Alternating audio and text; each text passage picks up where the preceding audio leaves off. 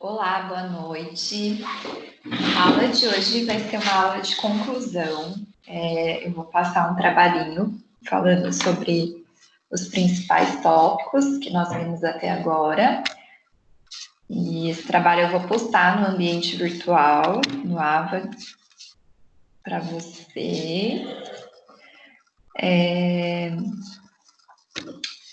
Com casos clínicos, né? Descrevendo sobre algumas situações em que o socorrista tem que atuar.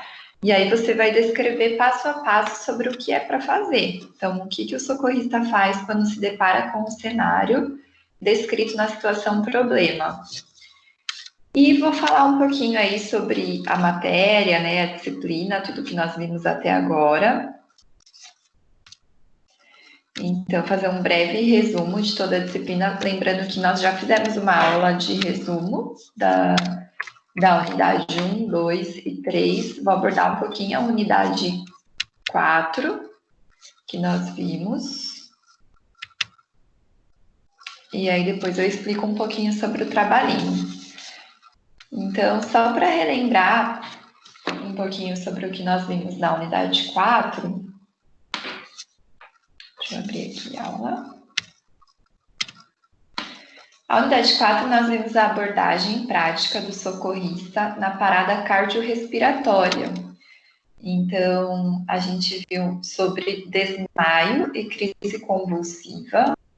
Então, a diferença entre, né, o desmaio e a crise convulsiva e a abordagem que a gente faz para esse paciente. Então, o que o socorrista faz no desmaio, o que ele faz na crise convulsiva. E nós vimos também a variação primária e a variação secundária, né? Lembrando aí que cada uma possui as suas explicações e indicado para, né, cada uma tem o seu objetivo. E também nós vimos sobre a parada cardiorrespiratória e a forma correta de fazer a reanimação desses pacientes que têm essa parada. Então, o desmaio nada mais é do que a perda abrupta e temporária dos sentidos, da consciência e do tônus postural. Isso é, a capacidade de se manter em pé, que ocorre em curto período de tempo, também conhecido como síncope. Então, não é uma doença. O desmaio, ele é um episódio onde acontece alteração de consciência, alteração dos sentidos e do tônus postural.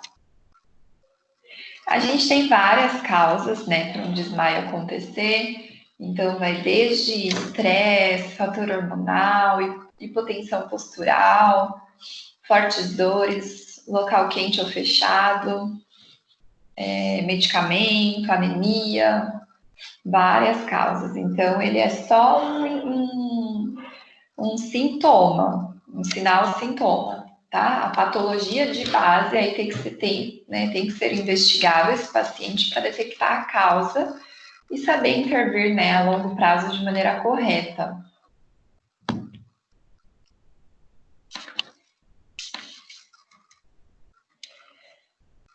Então, tudo isso acontece porque o cérebro é um órgão extremamente exigente. Então, ele requer glicose, requer oxigênio. Então, acontece uma falha aí, né, de glicose e oxigênio e acontece o desmaio. O que fazer? Então, nós já abordamos isso. Não vou dar spoiler de novo, porque nós já vimos o que fazer, já discutimos isso em aula. E também esse é um tema do trabalhinho que eu passei aí, que vai estar aí no ambiente virtual.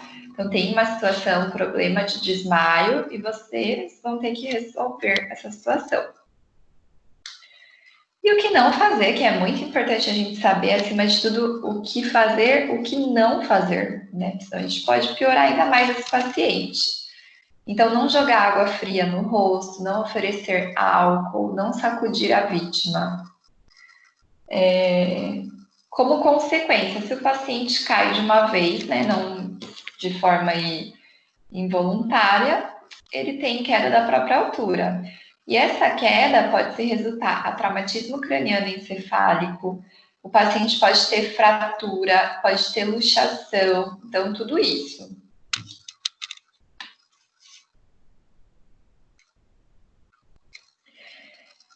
E na crise convulsiva, nós vimos que é uma alteração elétrica das sinapses cerebrais.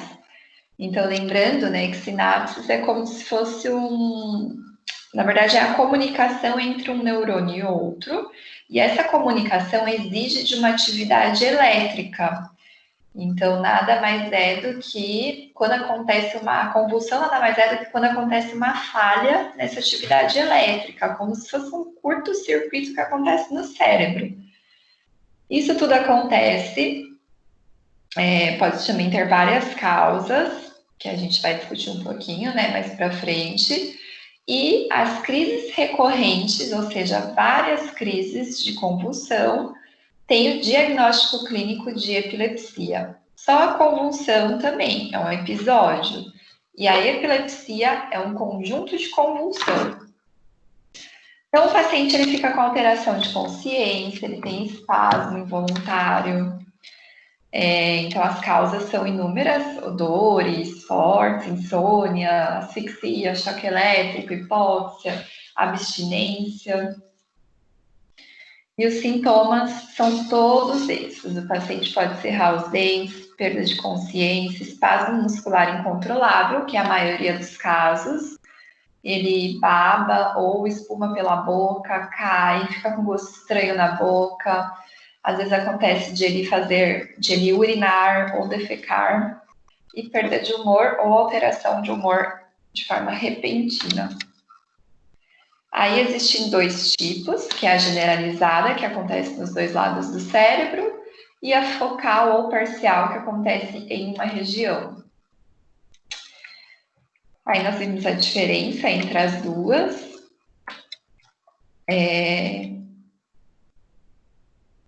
O diagnóstico geralmente é feito no eletroencefalograma, uma tomografia, para ver a questão do crânio, análise do líquor. Então, o paciente ele faz todos os exames, né, para diagnóstico clínico de alterações neurológicas.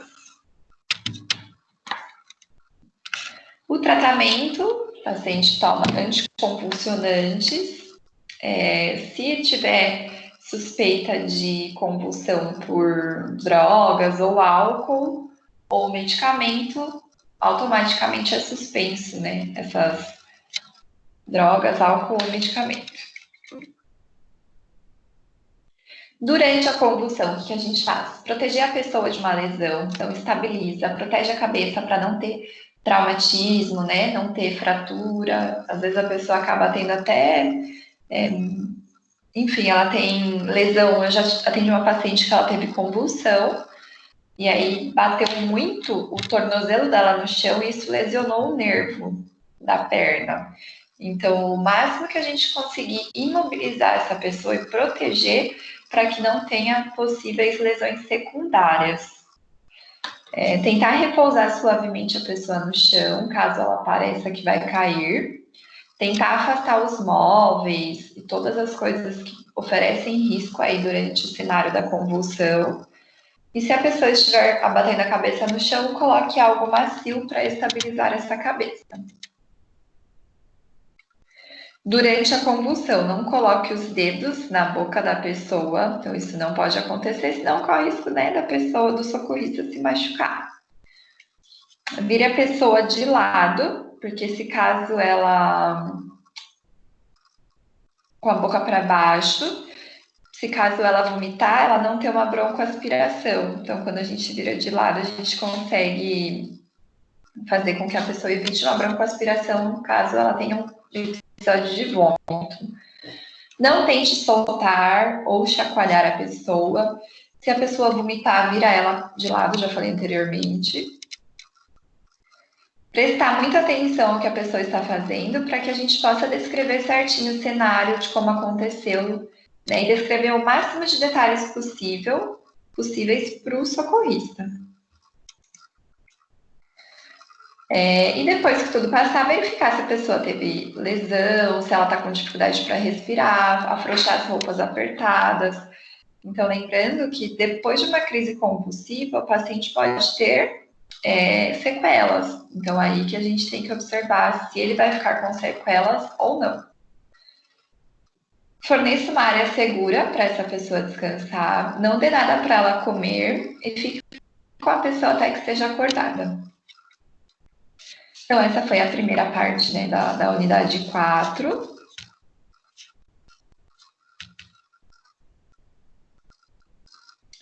A segunda parte, a gente já começou a ver a variação. Então, a gente viu a variação primária e secundária, que é a abordagem que o socorrista faz quando tem algum cenário, né, que ofereça risco para o paciente ou quando ele está sob risco de vida.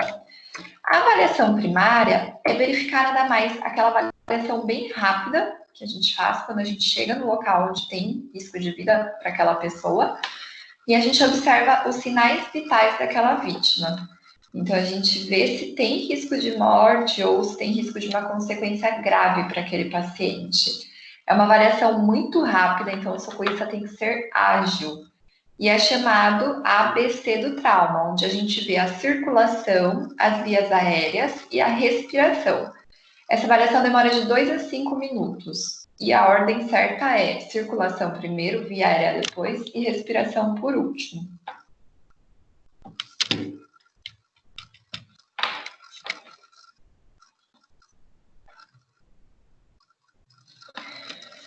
Depois dessas 3 partes, a gente também faz o exame neurológico, né, que a gente aplica a escala de Glasgow, geralmente, e vê se o paciente possui uma exposição na verdade, a gente vê o controle da temperatura, ver se tem risco de hipotermia. Que se tiver, a gente tem que fazer a abordagem. Perdão. Na circulação, o que a gente vê? A gente vê o pulso e a frequência cardíaca. Nós também vemos se tem risco ou se há hemorragia. Isso pode causar um choque hipovolêmico, que é a falência dos órgãos ocasionada por alteração do sistema hemodinâmico. Então, pode ser tanto uma hemorragia externa quanto interna. Lembrando, né, que na frequência cardíaca a gente vê a frequência, que é a quantidade de batimento cardíaco por minuto, e também a intensidade, ou seja, se aquela frequência está no ritmo, se aquela frequência está no ritmo certo. Então, a gente vê também se tem taquicardia, taquipneia, tudo isso. Arritmia, que é a oscilação do ritmo ou da frequência cardíaca. Lembrando que o parâmetro normal para um adulto é de 60 a 100 batimentos por minuto. Depois que a gente vê a circulação, nós vemos as vias aéreas. Então, a gente avalia a respiração espontânea. E nós vemos se tem obstrução impedindo a saída de ar. Tomando cuidado com fraturas, né? E com a mobilização da coluna cervical. Se não tiver, vai fazer a abordagem, que é a respiração. Ou respiração boca a boca, ou com máscara, né? Ou com o uso do AMBU, que é a bolsa válvula máscara. Também nós vemos também se tem alteração neurológica. Então, a gente aplica a escala de Glasgow para ver esse quesito. A escala de Glasgow, o que a gente vê? A gente vê uma rápida... A gente testa, na verdade, o nível de consciência do paciente. Então, por exemplo, a gente vê o estado de alerta, a gente vê a questão verbal, a gente vê respostas dolorosas e vemos também se o paciente está irresponsivo. Esse é o método ABDI que a gente fala, que, né, ele visa aí todos esses aspectos, porém, o que mais a gente utiliza realmente é a escala de Glasgow, que é essa escala aqui que nós já vimos várias vezes por aqui durante a aula. Então, a gente vê a questão ocular, se tem abertura ocular, a gente vê a questão da resposta verbal, a questão da resposta motora e aplica o score para esse paciente.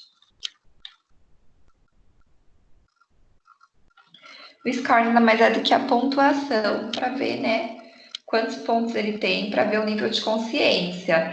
A partir daqui também que a gente vê se é diagnosticado morte cerebral, se o paciente necessita ser entubado, então qual é a conduta que o médico faz no atendimento para esse paciente. Nós temos também a pupila define muito do sistema nervoso desse paciente. E a gente analisa também a temperatura, se tem hipotermia ou hipertermia, e se tiver roupas apertadas, tirar essas roupas. Na 4.3, a gente já viu um outro tipo de avaliação, que é a avaliação secundária. Então, a primária é essa avaliação rápida que a gente faz, então em 2 a 5 minutos a gente vê todos esses quesitos. E a avaliação secundária, a gente já faz uma avaliação mais específica, mais detalhada. Então, a gente visa identificar lesões graves, né, para esse paciente de uma forma mais detalhada. A gente usa a SAMPLA, que é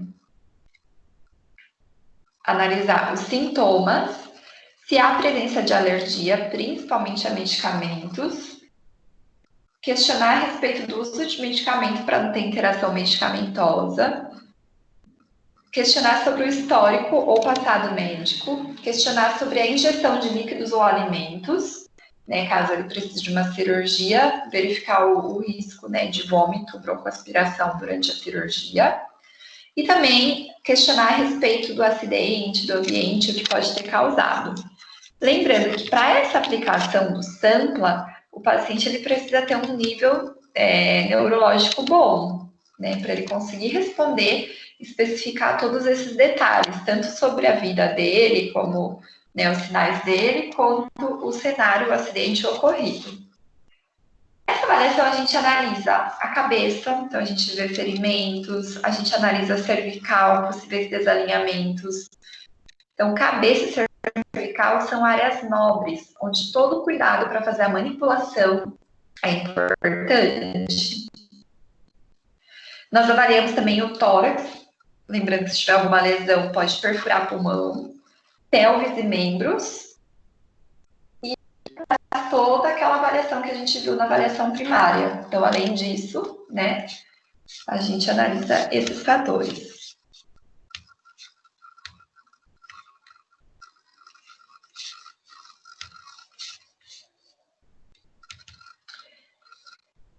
E na última unidade, nós vimos sobre a parada cardiorrespiratória.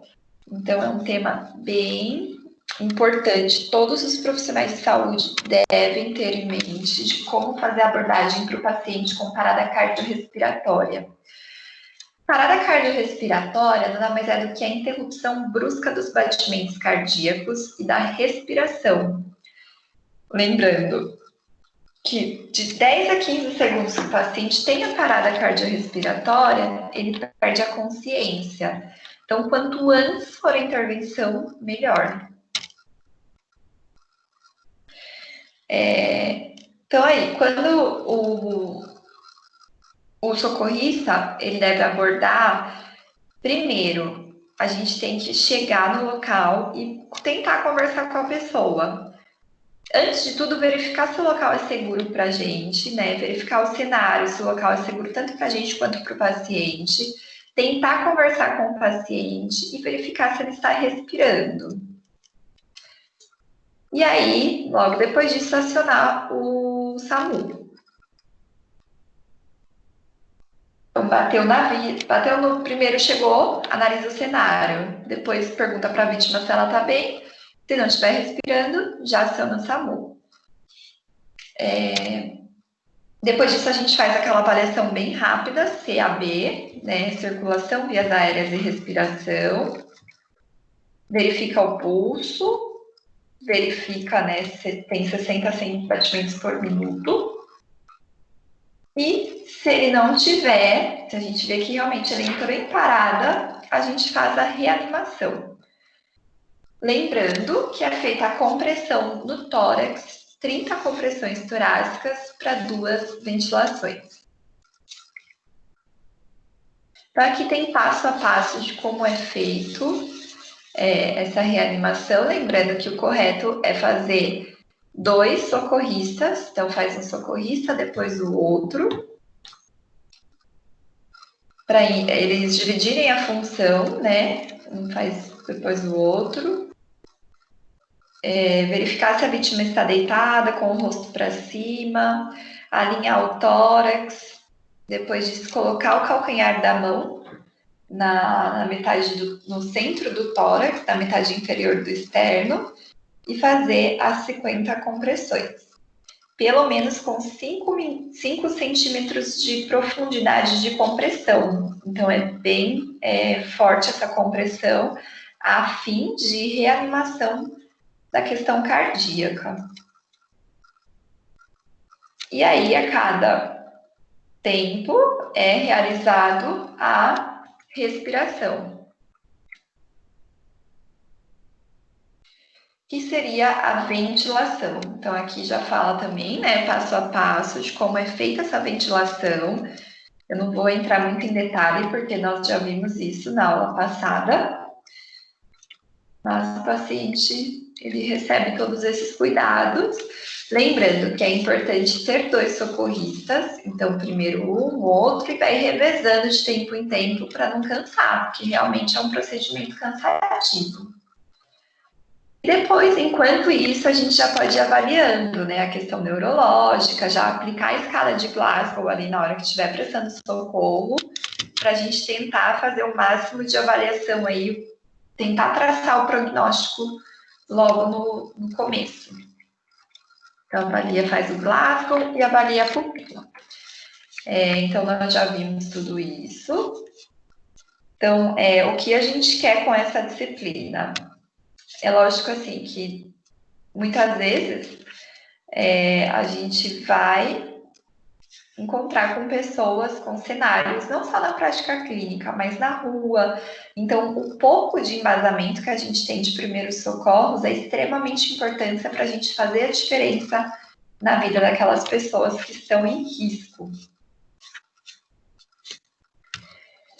Então, é isso que a gente precisa saber, prestar esses atendimentos para esses pacientes, analisar os cenários, saber ter um norte aí do que a gente tem que fazer para que isso é o mínimo básico de todos os profissionais de saúde, saber intervir da maneira correta. A gente tem responsabilidade grande, a gente pode salvar vidas. Então, é extremamente importante a gente saber intervir do jeito certo. Então, a gente viu várias situações, animais peçonhentos, objetos pérfuro-cortantes, fraturas, parada cardiorrespiratória, desmaio, convulsão, tudo isso. Então, isso foi tudo abordado na aula, e de uma maneira mais conclusiva, a gente vai fazer essa atividade aqui. Nessa atividade, tem várias situações de cenários onde pacientes estão em risco. Então, o que você tem que fazer? Você tem que pegar, analisar cada cenário e o que o socorrista faz. Então, se eu fosse socorrista, o que eu faria quando eu chegasse? E, nesse chamado aqui, então, o socorrista atendeu lá, o atendente atendeu um telefonema, onde a pessoa falava, ela está dormindo e não acorda. Eu grito e chacoalho a cabeça dela e nada, socorro, me ajuda, por favor. Então, o que você faz? Então, eu cheguei lá na casa da pessoa, fiz isso, tá? Então, aqui são várias situações, e aí você vai colocar a conduta do socorrista em cada uma dessas situações. Lembrando, assim, que de uma maneira geral, nós, quando nos deparamos com situações que colocam em risco, primeira coisa de tudo, avaliar o cenário, verificar se esse cenário expõe em risco para mim, se eu fizer uma intervenção. Depois, já acionar o SAMU e sinalizar o local, tá? E aí depois a gente vai a fundo, né, de acordo com cada ocorrência, intervindo da maneira certa. Então é isso, esse trabalhinho você entrega para mim até terça-feira da semana que vem. E semana que vem teremos prova. Então, o restante da aula seria, a gente ia fazer juntas, né, esse trabalhinho, Mas, como não deu certo aí, problemas aí na internet, eu vou deixar o trabalhinho no AVA. Então, você faz, me manda, eu corrijo, te dou um feedback aí durante a semana para a gente fazer tudo certinho. E na próxima aula terá a prova, cairá todo o conteúdo do semestre, então estude tudo certinho. E qualquer dúvida eu fico à disposição. Muito obrigada, boa semana.